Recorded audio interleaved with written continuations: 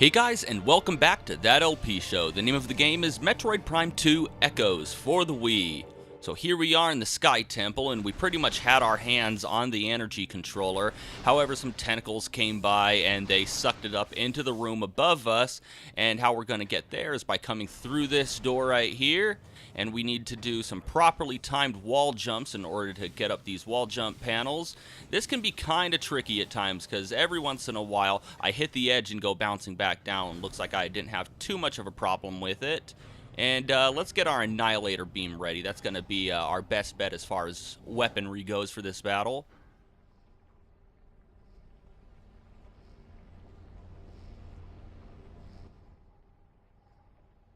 Oh, looks like we can just walk up and take it. Or not.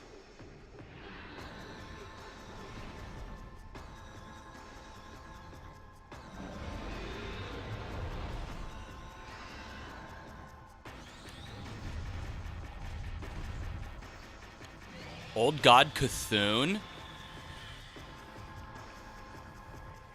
No, it's actually the Emperor Ing, big boss, the Alpha and Omega of the Ing Horde, and he has quite a few phases and several parts that we need to scan. First of all, we're going to scan the Emperor Ing body, ruler of the Ing Horde. Target is drawing energy from the unstable energy controller. Eliminating target's connection to the energy may be an effective strategy. Bioscans indicate that this is the eldest, strongest Ing in the Horde, the Alpha and the Omega. See, it's kind of like their god. It has absorbed enormous amounts of phazon energy into its body, mutating itself in the process. Apparently, this power is not enough for the creature, and it is now siphoning energy from the final energy controller. Alright, and now we need to scan the head, and it's going to start whipping us with the tentacles. Emperor Ing Head, ruler of the Ing Horde. Target will form numerous tentacles to defend itself. Eliminate them to weaken its defenses. Like its brethren, the Emperor Ing is a metamorph. It has molded itself around the precious energy controller and will defend it to the death, using its own body as a shield and a weapon, destroying the tentacles it generates to weaken the creature and its defenses. Alright, so we need to take out these tentacles first. You can lock onto them and use missiles, but for right now, the quick homing property of the Annihilator Beam makes it really easy to take these things out quick.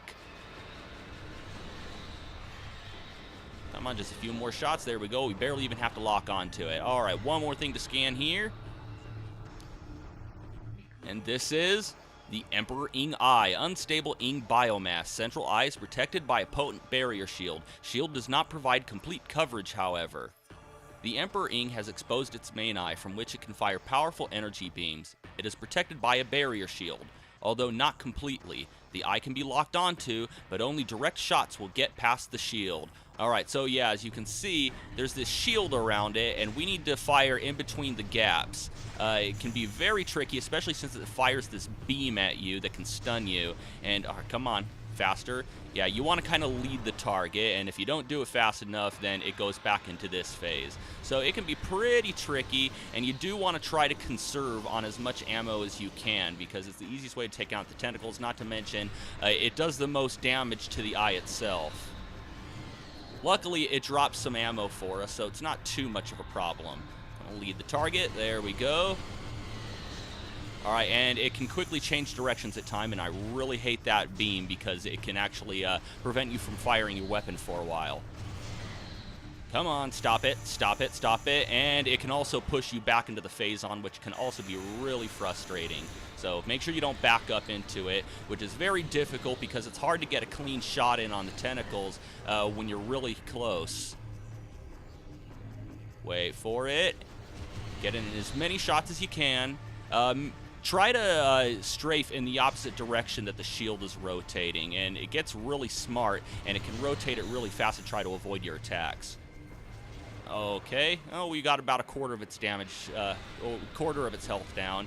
And as you probably noticed already, each time you do some damage to it, it actually grows some more tentacles. Now, when it's spinning like this, don't even bother trying to fire at them because you can't even lock onto them, and the homing properties of the Annihilator Beam don't work when it's spinning like that.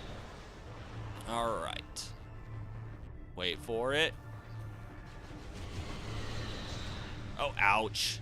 Come on, stop it. And it changed directions. Man, that beam really pisses me off. And it's changing directions again.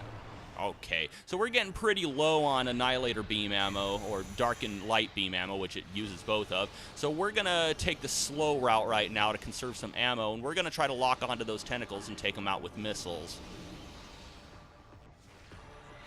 And this could actually be really frustrating because it's really hard to lock onto these tentacles with how fast they move. And he has this move right here where he creates little portals, sending the tentacles through. You can shoot them when they come out, but it's really difficult, and you have a very short window of opportunity. So your best bet is to simply dodge the attacks and wait for him to retract the tentacles. All right, there we go. Oh, what? Am I missing? There we go. All right. Not doing so bad. You do have to back up a little bit in order to get a clean shot in, or else you'll just hit the body itself, and then, well, that's not going to work out for you. I guess if you get lucky, you can use some super missiles on one of the tentacles. It's a little bit slower, but the resulting blast can actually take out nearby tentacles. But with the way that they sway around, you're very unlikely to deal that much damage. All right, he has this attack right now where he shoots some energy down, and you want to jump out of the way of it because it kind of has an AoE effect, so you need to jump over it, kind of like jumping over a shockwave. Think about the battle with the Jump Guardian when it sends out those shockwaves. All right, one more tentacle. And how are we doing on missiles? I guess we're doing okay. Oh, almost got him. Come on, Beam. Stop pushing me into the Phazon. Oh, almost got him. Almost got him. Come on, don't close up. Don't. Ah, you. All right. One more round ought to do it.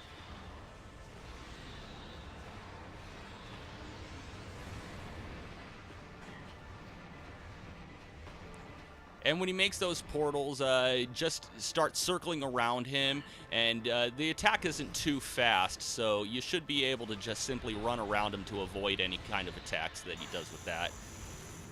And make sure you pick up any kind of beam ammo that he drops, because you're going to need it. Come on, I can't seem to stay away from the Phazon. Yet if you go too close to him, then he gets a clean shot at you. Yeah, his tentacles are really long, and they can pretty much reach almost to the Phazon itself. Come on.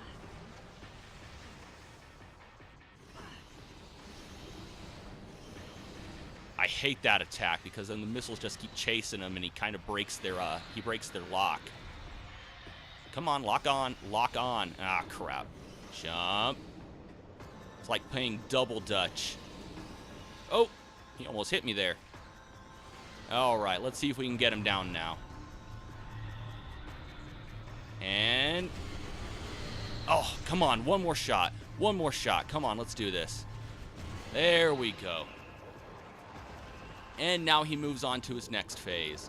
And this can be a little frustrating for when you're trying to scan him. I don't know a way to actually scan him without taking damage because, as you can see, he's releasing this Phazon gas, and we're going to have to stand on it while we're scanning him. And this is the, oh, come on, let's scan it again. The Emperor Ing Chrysalis, Regenerating Ing Ruler.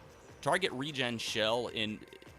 regen shell is magnetically charged. 11 weak points have been detected. Target them with concussive blast to shatter the regen shell.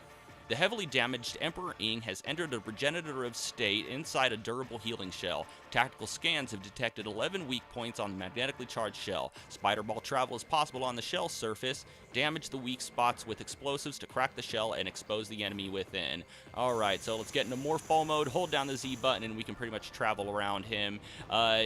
He has 11 weak points that these tentacles pop out of, and you want to try attacking those tentacles when they pop out. Best way to do it is with power bombs. You can do it with regular Morph Ball bombs, but it's really hard to time. Come on. There we go. Yeah, don't worry about wasting your power bombs here because we're not going to need them for the rest of the battle. And we don't even really need them here. It just makes life a little bit easier. Oh, ow, ow, ow, come on, get up, get up. And, of course, we have these little blobs that he sends out, which can also make life difficult for us. Fortunately, every great once in a while, the enemies are generous enough to drop down power bombs. Come on.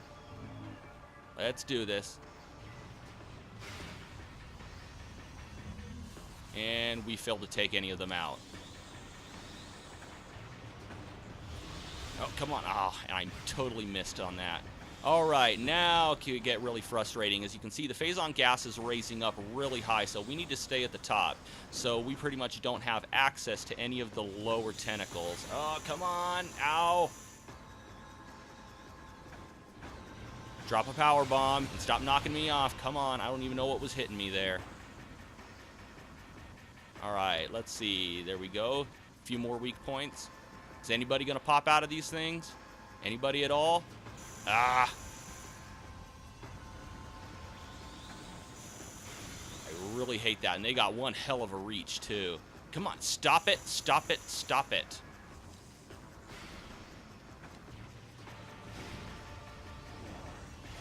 All right, that took out two of them. And as you can see, he did drop a power bomb. Can we take out that one? No, okay, it missed. How about this one? Oh, we got two of them right here. Let's see if we can take them out. All right, we took out both of those with that blast. I think there's only like one more. Where is it? Where is it? There we go. You gonna pop out of here anytime today? All right, that's it.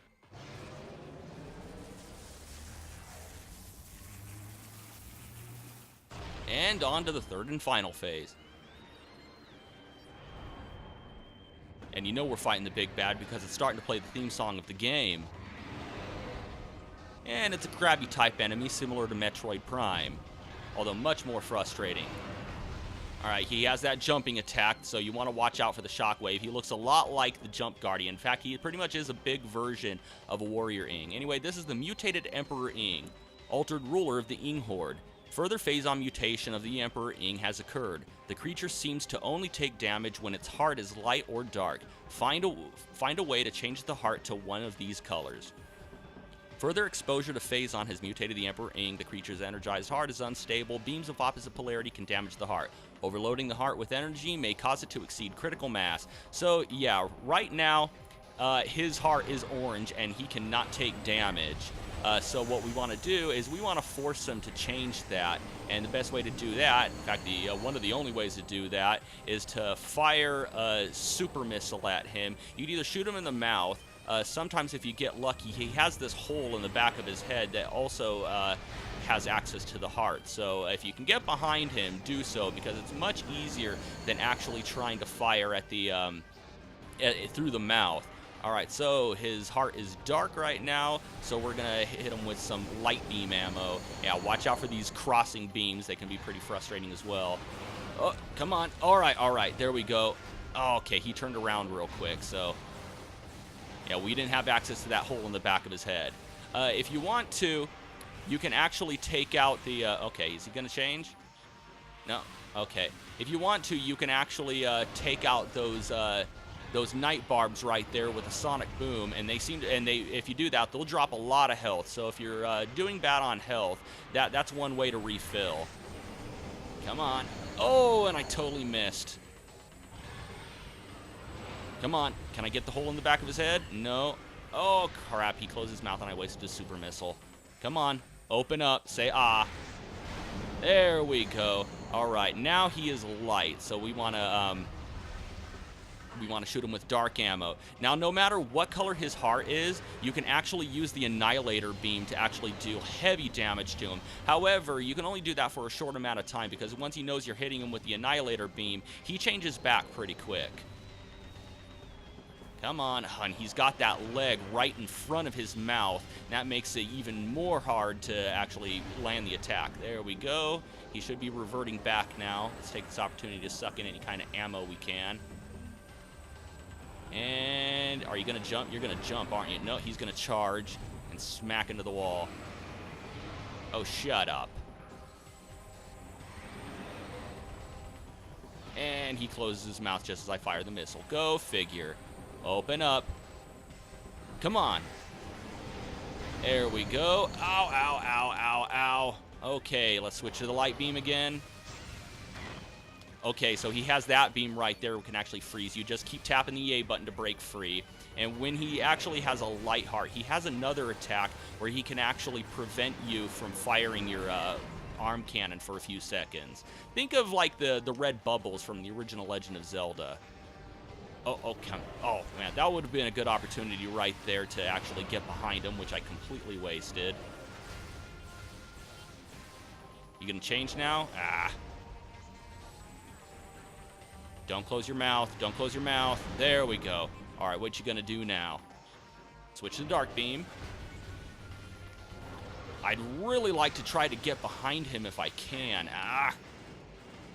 Yeah, right there. He hit me with that beam, and I wasn't able to fire anything for a few seconds.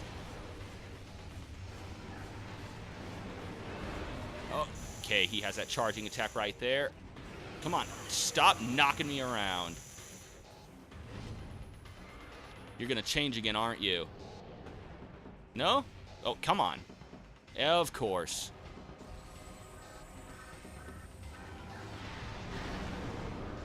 And back to the light beam. Open up.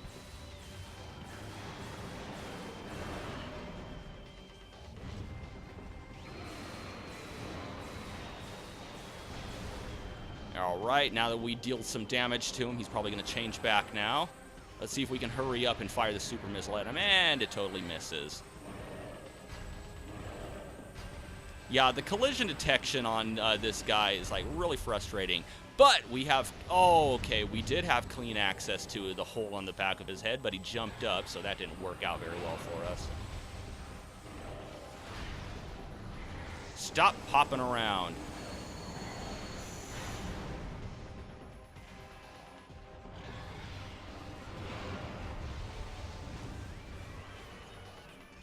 Open up.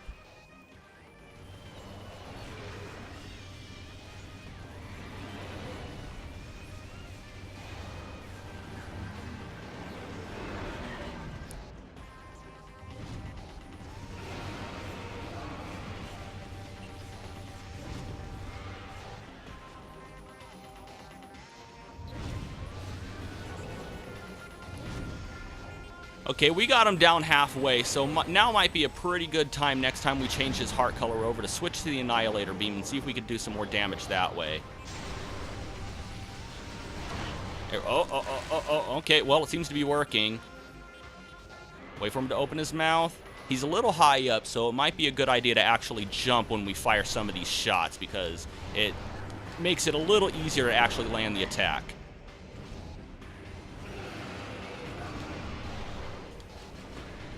So yeah, just do a double jump into the air and fire off a few shots, and that should be good enough. You gonna change? You're gonna change, aren't you? Yep. Ah, crap.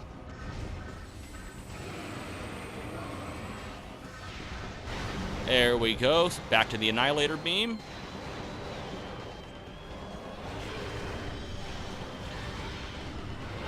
Ouch. Okay, careful, careful. Okay, we got access to the hole in the back of his head. Or do we? No, okay, it's going to be frustrating for us. Wait, he's orange again, isn't he? Ah, crap. Come on. You going to jump again? And he popped up and did kind of a wheelie thing, so we just hit his underbelly. I like that YouTube channel. Oh, ouch. Yeah, I hate that charge attack. It's so fast, so hard to dodge. Come on. Come on, almost got him, almost got him, almost got him. Come on, a few more shots. There we go, finally. Emperor Ing defeated. So now we can grab that energy controller and Dark Aether is saved. Nothing's gonna stop us now.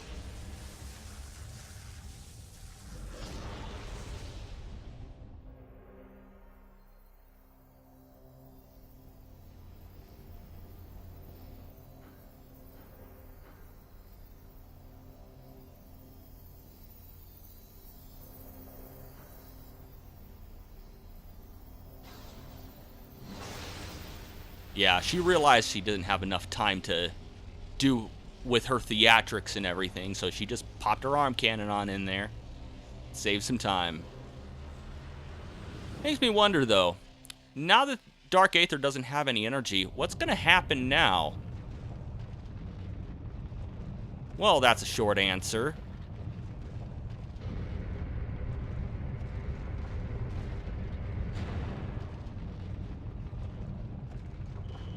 Okay, planetary condition critical, escape at once. So yes, without its energy, Dark Aether is collapsing, and it wouldn't be a Metroid game without a final escape scene. So just jump up on those convenient Deus Ex Machina platforms and screw attack over to the door, just drop straight down. And now we need to get out of the Sky Temple and find a portal.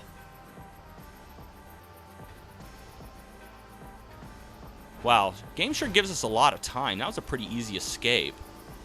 And for some reason, it healed all of our lost health. It's mighty generous of it.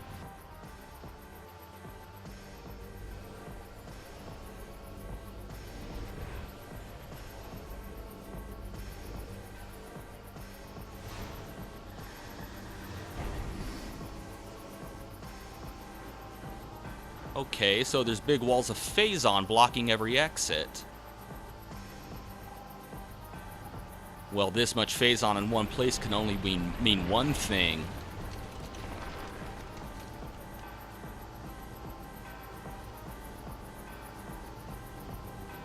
Hello, Dark Sam. Ooh, you don't look so good.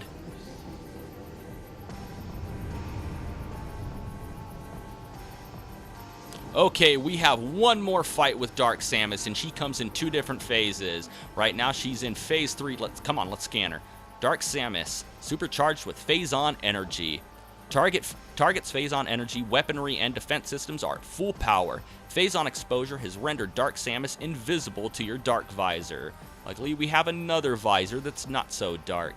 Scans indicate that Dark Samus has absorbed tremendous levels of Phazon into her body. Too much, perhaps. She can vent Phazon energy in the form of destructive blast and protective shields. Doing so will help her maintain stability. Exposure to Phazon has rendered her invisible to the Dark Visor. These new abilities, combined with her already formidable arsenal, place Dark Samus at the highest threat level. So, yeah, pretty easy phase. Oh, well, she's glowing right now, so she's gonna hop up into the air real quick, and she's gonna fire these Phazon beams at us. Just sidestep out of the way. There is an audio cue that I'm not paying attention to, so I'm having a hard time dodging it. Alright, and soon she stops glowing. Okay, she turned invisible. We can't get her with the Dark Visor, but we can find her with the Echo Visor. Let's fire some super missiles at her.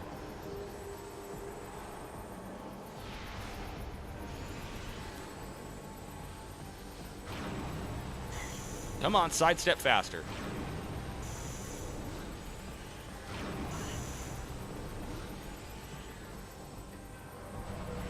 And, of course, she's invisible again. Stop trying to change the beam.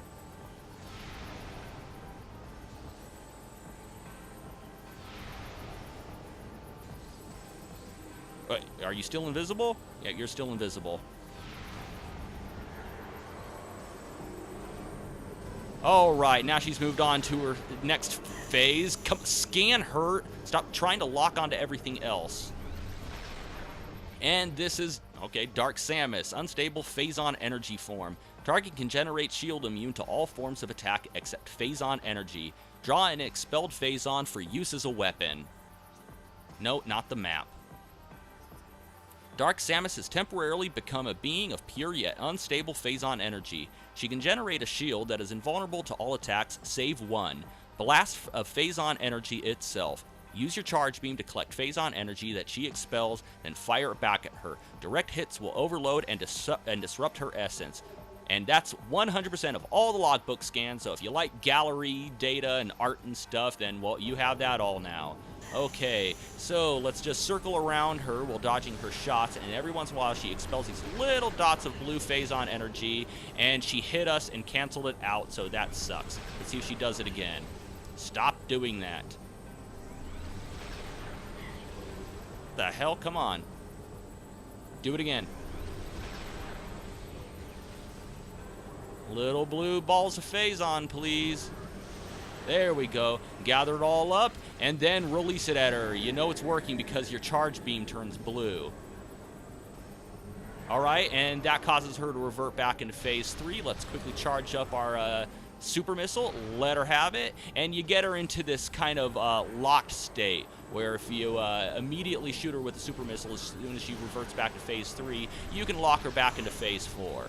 Oh crap, her attack canceled out my Phazon attack. So, ow.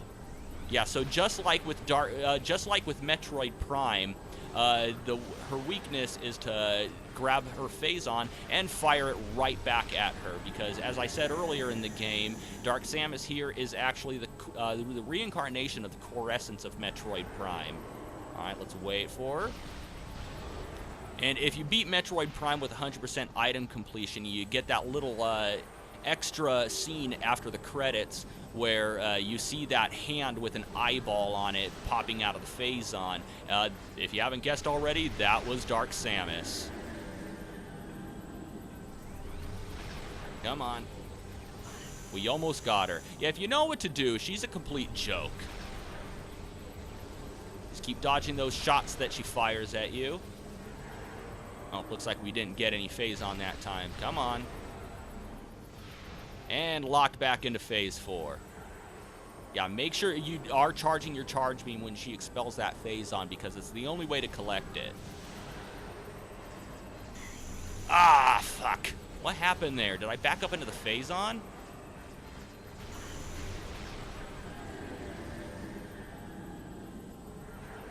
Alright, one more round ought to do it. Nope, denied. Get back in your bubble.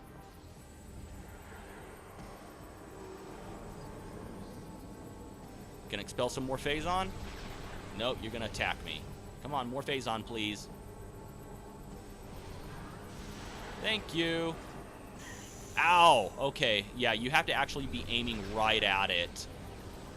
Because if you lower your arm cannon and you don't collect all of it directly into the charged shot, then you're just gonna take damage from it and it's gonna cancel out your attack.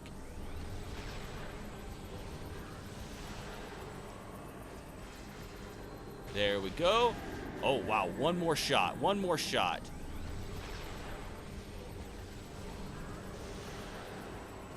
Thank you, and goodbye. Dark Samus defeated.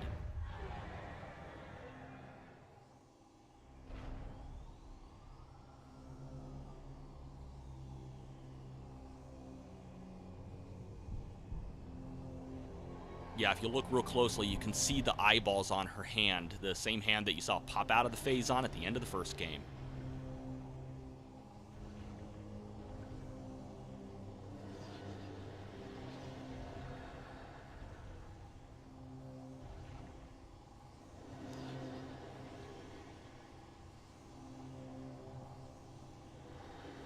Go home, Dark Samus. You're drunk.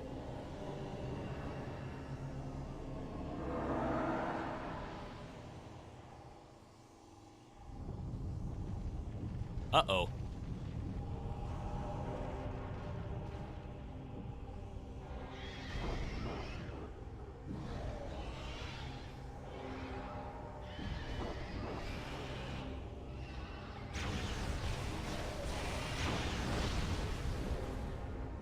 Oh, well, there's a conveniently placed portal. That would have been really handy to have when we were actually playing through the game.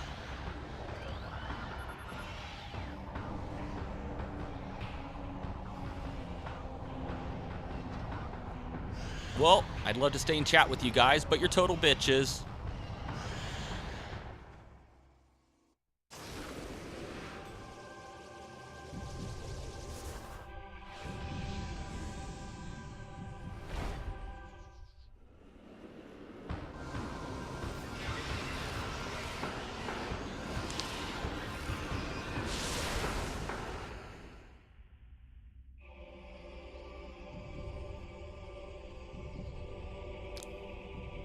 And with that, there's no more Dark Aether. The Ing are extinct. Oh, and all the Luminoth are awake now.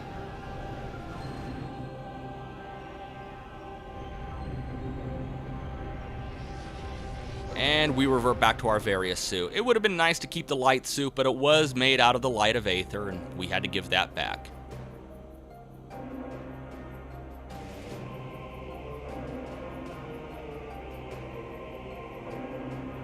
I'm gonna assume that's Umos. They all kind of look alike.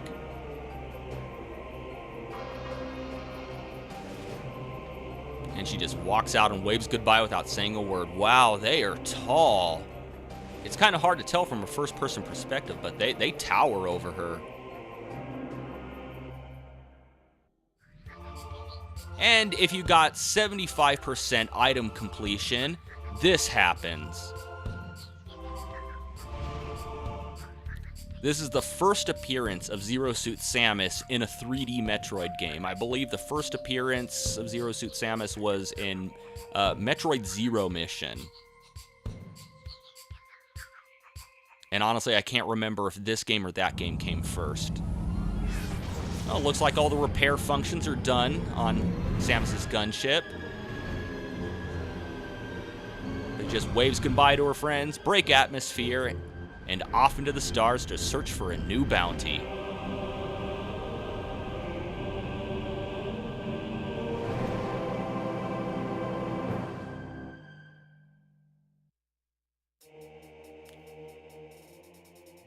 Let's watch the credits roll. Okay, what did I think of Metroid Prime 2 Echoes?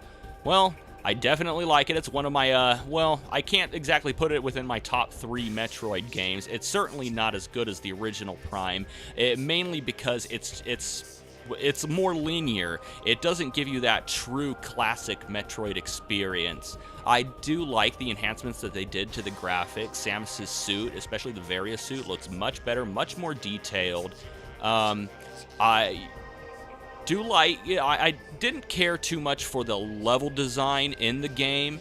It's not terrible, it's just everything, and I've said this before, everything kind of looks bland and run together. It's very hard to tell, like, what area is what, and you got to keep checking the map, checking the map, checking the map. It's so easy to get lost because everything looks the same. This is especially prevalent when you're in Dark Aether, and you know, and on top of everything just kind of looking the same, everything is also really dark and it's hard to see.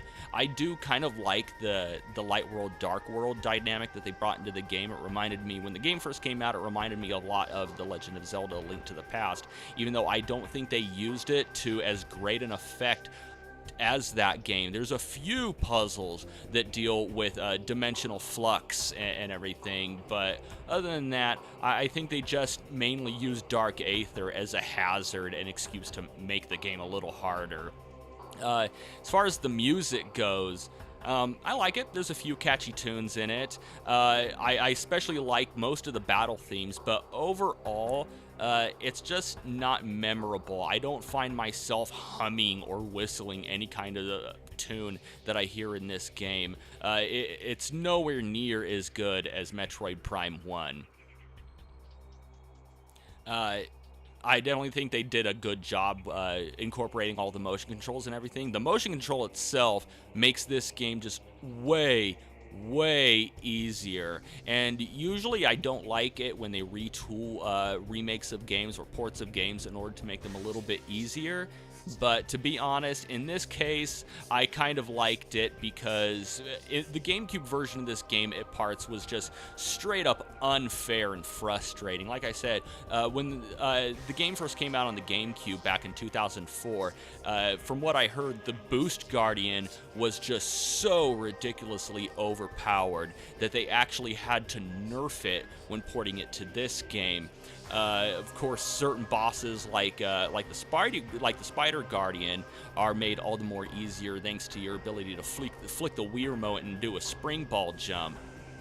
So yeah, overall, I liked the game. Not my favorite Metroid game. In fact, this game can be downright frustrating to play at times, especially with how everything seems to blend together. And if you're actually going through this game, just do a casual playthrough if you're just playing it for fun, if you enjoy the game. I don't think getting 100% item completion is completely worth it. I mean, unless you really, really want to see that additional ending that's going to show up at the end of the game. Anyway, after this Let's Play, I think I'm going to take a break for a few weeks. I'm not going to jump right into the next Let's Play because, you know, I went from Cave Story directly into this. I mean, I haven't had a break from LPing in almost 2 months, since April, unless you count me getting sick, but I don't really count that because I can't do anything else. So I'm definitely going to take a break from Let's Playing for a little bit after this before moving on to my next project. As you can imagine, you know, working a full-time job and raising a family, the only time I really have to play video games just for myself for fun is for, you know, it is when I'm playing Let's Plays. I don't have time to play for fun. So that was Metroid Prime 2 Echoes. I hope you enjoyed watching this Let's Play as much as I enjoyed making it, and in spite of my gripes, I assure you, I did enjoy making it. So I will see you guys next time, and until next time, thank you for watching That LP Show, and have a one that is good.